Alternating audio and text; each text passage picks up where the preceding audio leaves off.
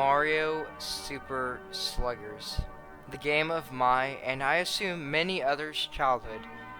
The way this game captivates the spirit of baseball while still maintaining the lighthearted recreation of the Mario franchise is just brilliant, which is of course expected of AAA company Bandai Namco, which helped in development alongside Now Productions.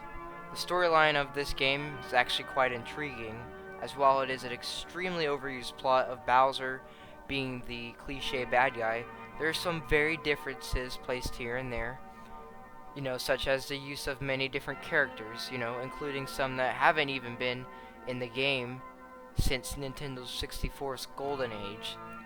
That is very refreshing, and it offers many choices to spice up the gameplay.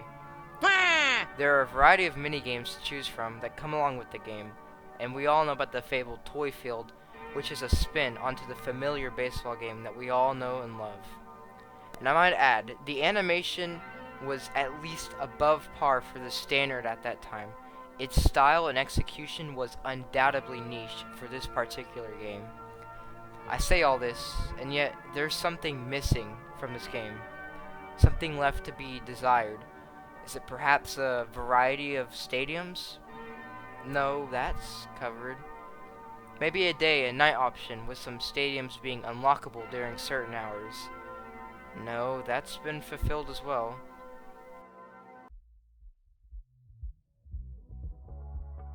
No, personally for me it's the fact that this game was an extremely jumbled mess to navigate, and it covers up the fun and exciting aspect, and it makes those aspects hard to achieve or even find at some points.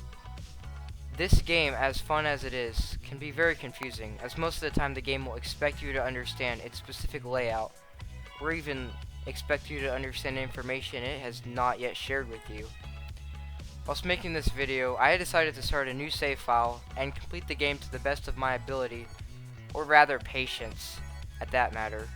And after doing so, I feel the need to go back in time to my 6-year-old self and ask him right to his face, how the heck did you figure this out?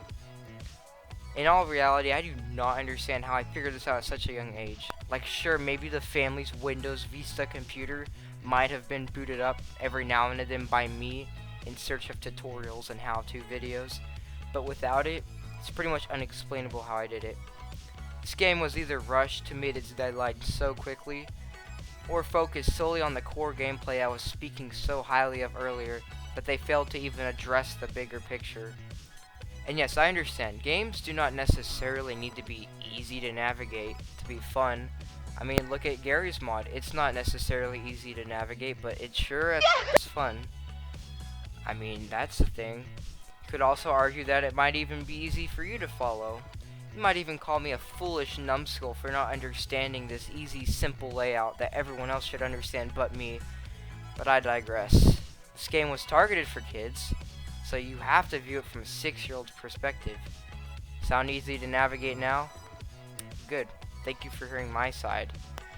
Now you might be sitting there wondering, why in the world am I critiquing an 11-year-old game that's made for the Wii, a legacy console at this point? I mean, it's not to change the game at this point. That's in the past, and it's virtually impossible to change it all over the world at this point.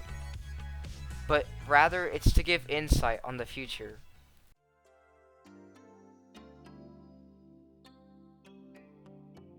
You are still able to see this issue of uncleanliness in modern games, the inability to navigate clearly through menus, the fact that you have no clue where the game wants you to go, or the ignorance to not see the main objective.